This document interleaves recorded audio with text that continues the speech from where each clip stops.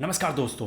मैंने जून में एक वीडियो बनाई थी जिसमें मैंने बताया था कि 15-20 दिनों में क्या मोतीलाल ओसवाल या बाकी सब मिड कैप का रिकवरी का रहा है। लेकिन आज हम जो वीडियो बनाने जा रहे हैं वो बिल्कुल जून एंड तक मैं आपको एग्जैक्ट डेट बताता हूँ कि वहाँ पे हम किस डेट तक का आपको डेटा दिखाने वाले हैं और जिससे आपको ये पता लगेगा कि मिड कैप के अंदर रिकवरी आई है या नहीं आई है।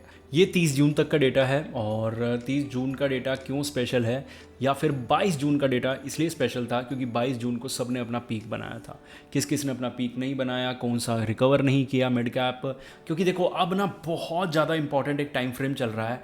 अगर अगले बुल रन में हमें वैसा मिड कैप चाहिए कि भाई हमारा मिड कैप बढ़िया चलता होना चाहिए, तो वो मिड कैप कौन सा हो सकता है वो आज हम ढूंढने की कोशिश करेंगे और वीडियो के अंदर चलते हैं। यहाँ पे सबसे ज़्यादा डिस्काउंट मिल रहा है आईसीआईसी प्रूडेंशियल में और इसने 22 को अपना पीक बना लिया था, यानी कि अपने अकॉर्डिंगली ये बहुत अच्छा चल रहा है। अब इन सब ने 22 तारीख को अपना पीक बना लिया था, यानी कि ये 22 तारीख को अपनी एनएवी के हाई पे थे, लेकिन उसके बाद सब अभी भी 1-1.5% के डिस्काउंट पे हैं।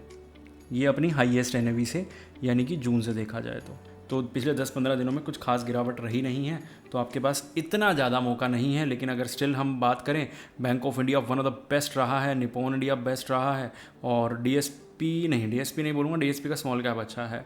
कोटक भी ठीक ठीक ही है लेकिन काफ़ी लोगों के पास है।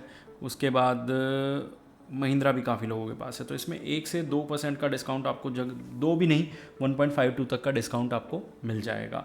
लेकिन हाँ, ये चीज़ है, जिन लोगों को म्यूचुअल फंड के अंदर बहुत ज़्यादा सीखना है ना, मतलब सिर्फ नाम से मतलब नहीं है, क्योंकि इस चैनल पे हम फोकस करते हैं कि आपको मैं नाम बताऊं और आप उस नाम के रिसर्च कर सकें। लेकिन आप चाहते हैं इससे भी ज़्यादा डीप में जाया जाए, तो ये चैनल है हमारा म्यूचुअल फंड विद निखिल। आपको पिन कमेंट में ये चैनल का लिंक मिल जाएगा, ठीक है। आप जाके इसको सब्सक्राइब कर लीजिए।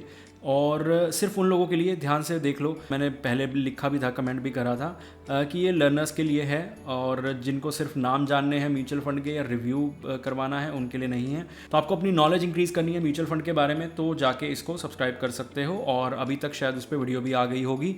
और यकीन मानो, बेशक आपको म्यूचुअल फंड में कुछ ना कुछ टाइम हो गया हो, लेकिन बिगिनर सीरीज़ फिर भी आपको हेल्प करेगी।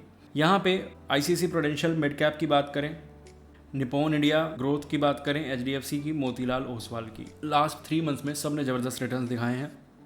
1 ईयर में मोतीलाल ख़राब जरूर रहा है, लेकिन 5 ईयर्स का होराइजन अभी भी शानदार खड़ा है, ठीक है। तो यहाँ पे मोतीलाल ने अच्छा परफॉर्मेंस दिया है।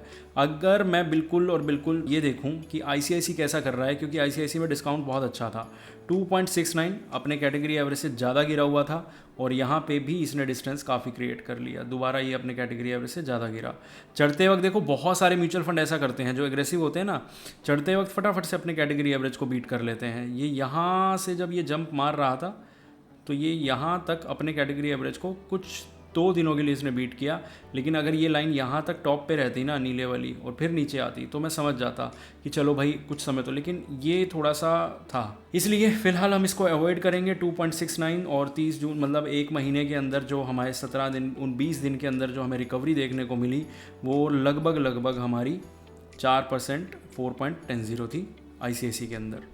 इसके अंदर सबसे ज़्यादा डिस्काउंट है, लेकिन रिकवरी के मामले में बहुत ख़राब रहा है। क्यों? अगर मैं कैटेगरी एवरेज की रिकवरी चेक करूं, -1.6 और यहाँ पे 3.52, रिकवरी 5.10 के आसपास रही है। इससे कम ही रही है, लेकिन 5 से ऊपर है, तो समथिंग इसके ऊपर जो गया है फंड, उसकी रिकवरी बहुत अच्छी हुई है जून में। और ये जून एडिशन है, ठीक है। मैं इसको जुलाई इसलिए बोल रहा हूँ, थंबनेल में भी आपने जुलाई इसलिए देखा होगा क्योंकि हम इसको शूट तो जुलाई में ही कर सकते हैं, डाल भी जुलाई में सकते हैं, तो इसीलिए इसको जुलाई एडिशन बोलेंगे। और उसके बाद जब तक रिकवरी मोड चलता रहेगा तब तक हम इसको इस तरह की वीडियोस बनाते रहेंगे। उसके लिए चैनल को सब्सक्राइब कर लो। यहाँ पे अगर मैं सेकंड फंड की बात करूँ, सेकंड फंड कौन सा था हमारा? निपॉन का फंड था, ठीक है। अगर हम निपॉन की बात करें तो निपॉन में बिल्कुल अपने इसके साथ ही था और यहाँ पे भी 0.15 पीछे है, तो इसमें रिकवरी दिखाई है 4.95, जो कि इतनी बुरी नहीं है कंपेरेटिवली 5.10 के, तो इतना चल सकता है, ठीक है। आप इसको ये नहीं बोल सकते कि फ़ंड ने ख़राब परफॉर्मेंस दी है। यहाँ पे एक चीज़ जानने वाली बात है कि ये थोड़ा सा सेफ फंड है, तो ये गिरा ही इतना नहीं हुआ था, तो इसका 4 ये इतनी ज़्यादा रिकवरी कर भी नहीं सकता था क्योंकि ये गिरा ही नहीं था उतना। तो हम ये एक्सपेक्ट नहीं कर सकते थे कि ये यहाँ समवेयर एंड कर जाए, लेकिन अपने कैटेगरी एवरेज को ओवरऑल बीट कर रहा है। तो ये चीज़ ध्यान रखना। अब जिस चीज़ के बारे में सबको जानना है, मोतीलाल, अब भी जो लोग इसमें बने हुए हैं ना भाई, तुम रियल एग्रेसिव इन्वेस्टर हो। जिन्होंने लेके ये फंड को सेल कर दिया या फिर अभी रोक दिया या बेच दिया, कुछ भी करा हो, आप अपने आप को एग्रेसिव इन्वेस्टर मत बोलना। क्यों? दिखाता हूँ यहाँ पे। मैंने पहले भी बहुत बार ये दिखाया है। 11 जून को ये फ़ंड -3.06 पे था और यहाँ ये फ़ंड 3.35 पे है।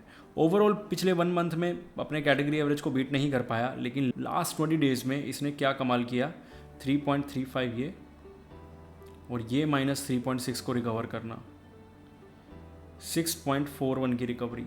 आप बता दो ऊपर किसी की भी रही हो इतनी। तो आप कोई भी स्मॉल कैप मुझे कोई भी मिड कैप मुझे बताइए, मैं उसकी रिकवरी बताऊंगा आपको, नेक्स्ट मंथ बताऊंगा। फिर हम उसको मोतीलाल से फिर कंपेयर करेंगे, अपने अच्छे अच्छे फंड से कंपेयर करेंगे और देखेंगे कि मोतीलाल कहाँ पीछे रह रहा है, कहाँ नहीं रह रहा है। होपफुली आप समझ गए होंगे। मिलते हैं अगली वीडियो में।